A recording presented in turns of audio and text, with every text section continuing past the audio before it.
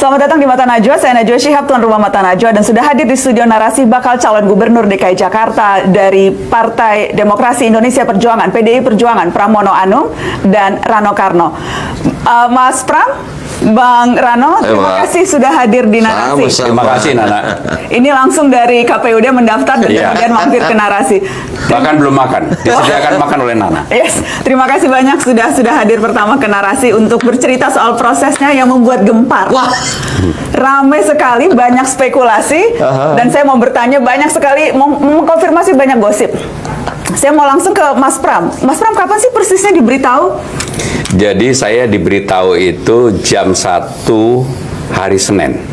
Sekarang hari Rabu siang. Waktu itu saya ditelepon oleh Bu Mega, diminta datang ke DPP. Begitu saya datang, mukanya sudah tegang semua. Langsung Ibu Mega menyampaikan, Pram, kamu saya tugaskan untuk menjadi calon gubernur DKI Jakarta. Saya langsung spontan aja, Mbak main-main. Ini serius sebagai ketua umum yang mempunyai mandat untuk mencalonkan. Saya bilang, Mbak, saya kan nggak pernah mempersiapkan diri. Bahkan Mbak tahu, saya hampir 7 tahun tidak pernah mau tampil di ruang publik. Karena saya mengerjakan dapurnya Presiden. Sehingga saya memang dengan sengaja tidak pernah. Dan saya wawancara terakhir, saya masih ingat sama Nana di Mata Najwa. Itu terakhir kali. Saat pandemi, Mas. Saat pandemi. Dan itu pun mau karena pandemi. Dan kita bicaranya sebenarnya lebih pada pandemi. Saya sampaikan ke Ibu, kalau reaksi pertama Anda, Mas Pram menolak? Menolak. Saya bilang sama Ibu, Mbak, kalau disurvei pasti nggak pernah ada. Pramono Anung memang tidak pernah mau untuk mempersiapkan diri, mau untuk jadi jabatan eksekutif. Ketika disampaikan hari Senin jam 1 siang itu mengejutkan buat Anda, atau sebelumnya Anda sudah dengar-dengar bahwa nama Anda masuk bursa? Mengejutkan, sangat mengejutkan. Karena ya pernah ada, Hasto menyebutkan, Sekjen menyebutkan, dan beberapa orang juga menyampaikan kepada saya kalau Mas Pram itu pantas untuk maju di DKI Jakarta. Saya bilang enggak. Memang saya betul-betul enggak berkeinginan, enggak punya pikiran, dan saya bahkan kalau mau ngomong apa adanya, mempersiapkan diri pada hari-hari ini ada kawinan sahabat saya di Italia, udah pesawat udah kita beli.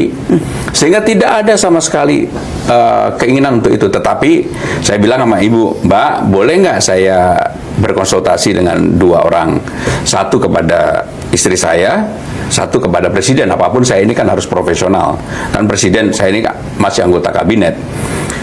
Oke, kamu bicara. Saya bicara sama istri saya juga shock banget. Tentunya dia langsung ngapain? Jawabannya sederhana aja, sama dia ngapain? Nah, waktu dengan Presiden lagi di Lampung, saya telepon, Presiden ketawa ngakak. Wah, udah maju aja, cocok katanya. Pak, Bapak jangan bercanda dong, Pak, aku bilang gitu.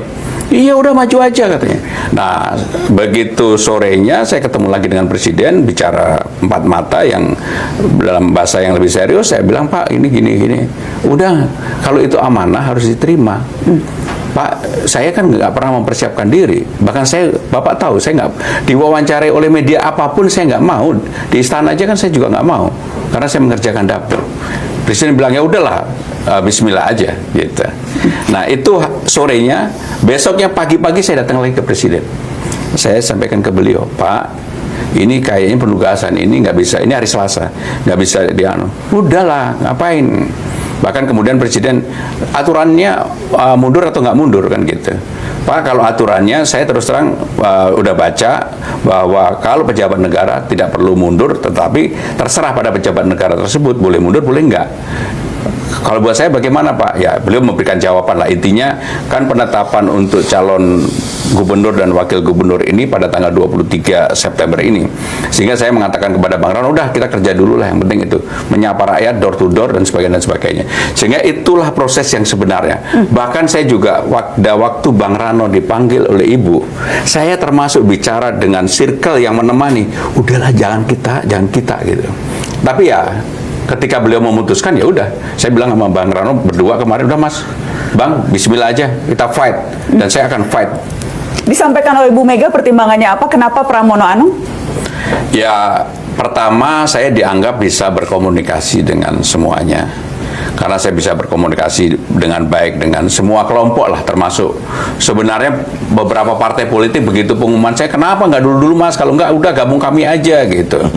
Maksudnya gabung Kim Plus? Ada beberapa ketua umum yang menyampaikan kepada saya secara langsung bahwa kenapa nggak dari dulu-dulu